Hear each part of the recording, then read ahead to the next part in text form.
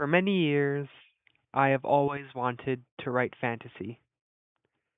I have always been inspired by the works of Tolkien, Jordan, Sanderson, and Erickson, and I've never been able to find the right footing for it, the right ground. I've made so many different manuscripts and ideas for other fantasy books, which will come in the future, but there's this one idea, one concept for a fantasy book that I have been brewing, I have had faith in for well over a decade, and I think I'm ready to bring it to fruition. If you're new to the channel, you probably know me from those very disturbing Cat in the Hat memes, which I promise I'm gonna stop doing that because some people are gonna think that's not good for my health, and people are gonna start thinking I'm an evil person, which I am not. But if you're used to the channel, you'll know that I do a variety of different things: gaming, movies, memes, horror, and recently I've shared more about my authoring career.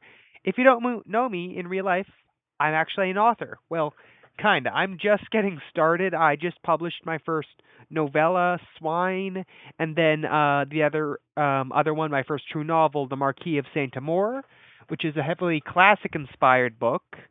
Um, that not many people have read. I don't think they need to because they're not perfect. They are still very clunky and experimental. But recently I started work on my first true true book, like true to God good novel, The Death of Justin Harplin, which I'm trying to have out by later this year, maybe early next year, who knows. And then I've announced a variety of different projects: the Blood Meridian movie, my analog horror, the Somata sequence, and a whole bunch of different fantasy books that I actually only conceptualized like maybe a year or two ago, but I haven't talked about this one yet on the channel. One that has been cooking, lingering in my mind for 12, well, nearly 12 years. And after enough thought, enough honing, enough organization, I think I'm ready to reveal what I have been cooking up. Fantasy isn't just a genre, it is an art form. It is an art form that has its own place in every different other art form. There's fantasy music, fantasy books, fantasy movies, fantasy video games. Fantasy is an art form within other art forms. Fantasy is a way that we can create worlds that we don't have to adhere to like real life rules. We can create our own rules for these worlds. That's not just the glory of writing fiction, that's the glory of writing something that you are in control of, which is that is why fantasy is my favorite art form. Some would say genre, I think it's an art form. And the best fantasy obviously comes from the books. And I've read tons of fantasy books. The two types of books that I've read the most are classic books and fantasy literature. And I have indulged in a lot of fantasy books. I've read the Stormlight Archive. I have read Game of Thrones.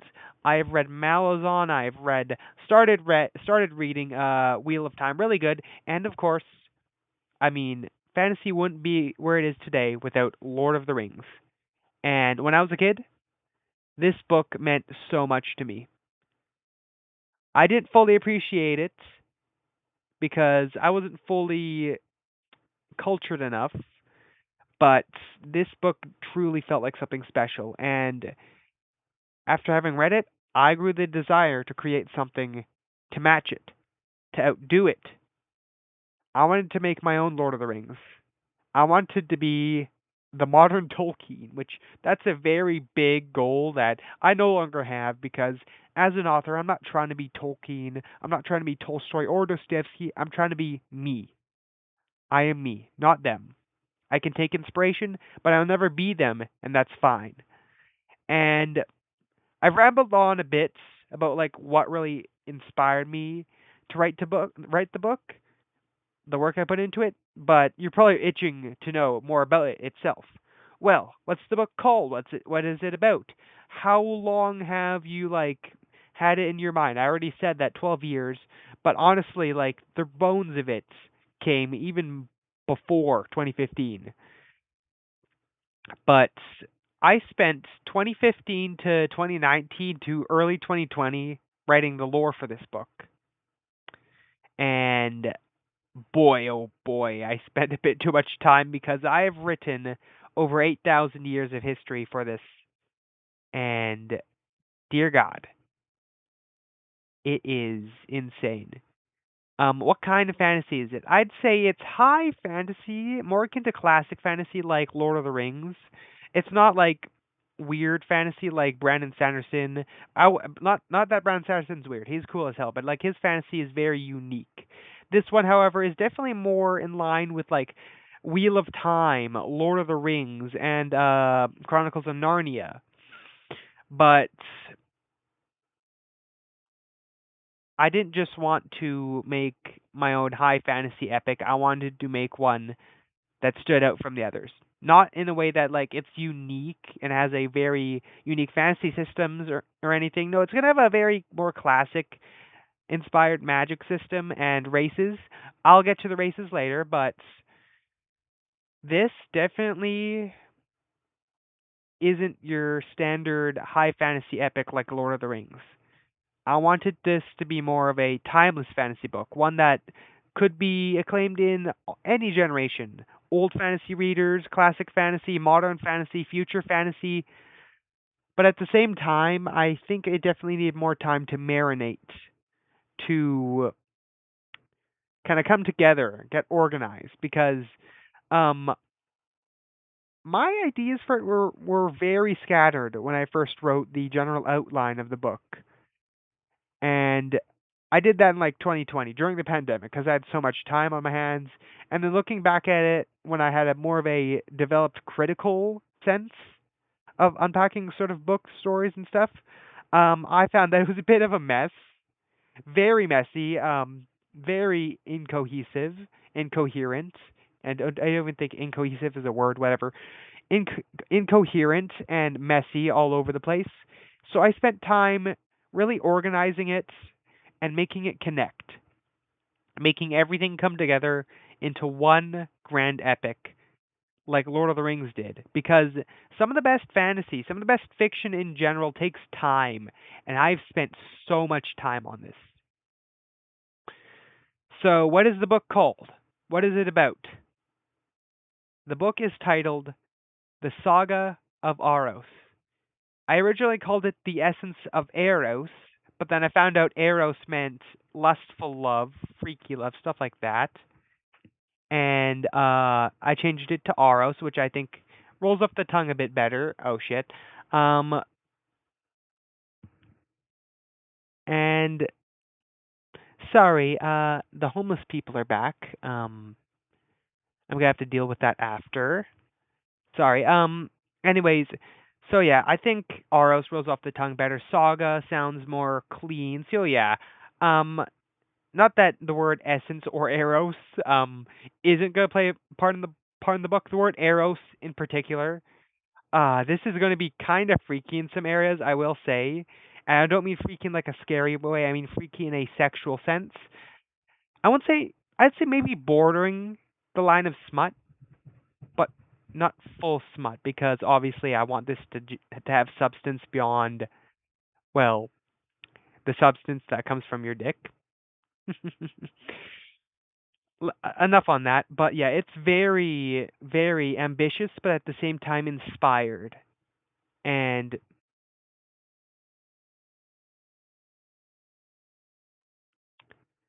I'm gonna have to deal with that after.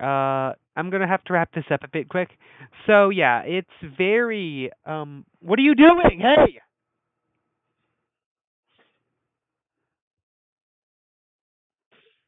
Ah, damn it. They saw the katana that I had and they ran away. So yeah, it's very I'd say akin to high fantasy, but at the same time its own thing because it does have unique races and a very unique, large, widespread world. Speaking on the world, I originally had this set in like one land with like hints at other lands beyond it, but I decided, you know what, let's map out an entire planet. So in this book, you get to explore every continent, every world, every race, every single inch of this world. And also, we get to fight alongside our heroes to determine the fate of it. Aros is a world that is, above all else, not only built on wonder, but the things that destroyed that wonder. And the destruction is unbearable. This book is going to be very, very dark and brutal. To the point where I'd say it makes Berserk and Game of Thrones look like fairy tales in comparison. Um, yeah, it's gonna be that bad. Not bad in the sense that it's gonna be a bad book. Like I'm trying to make this the best it can possibly be, but I mean bad in the sense that it's not for kids. Not at all. In fact, I'd say a lot of adults would find this a bit too much. And I'm trying to make it that it can be as violent and as dark as it is, but at the same time still have substance. I'm still trying to balance it out and make it that the violence and the freaky shit is not a detriment to it, but at the same time, I feel like it's going to be a detriment for some readers. So we'll see when it happens.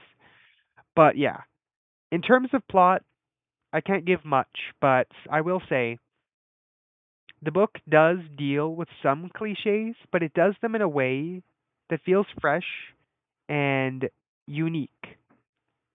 The book follows a prophecy, a prophecy of a hero known as the Arkesia, who shall raise up a blade to the villain of the book, who I have teased in the past, and I've spent so much time making him the most evil, hateable, and vile character as possible. I can describe him kind of like a combination of Morgoth, Kefka. He's not going to be your uh, standard dull, substanceless Dark Lord that doesn't have any personality or motivation outside. I want to destroy the world. He does want to do that, but like, there's more to him. He has personality, a very erratic one. Imagine if imagine if the Joker, more specifically Heath Ledger's the Joker, was in the position of power as Morgoth or Sauron. That's how I could describe the villain. And some of you might know the name of him already, and I'm not going to say much on him, but I will give you the name Oza. Short, simple, but it carries a lot of weight and a history of sadism, bloodshed, that must come to an end. The Saga of Aros is a book that I've been honing. I have been working on for over a decade.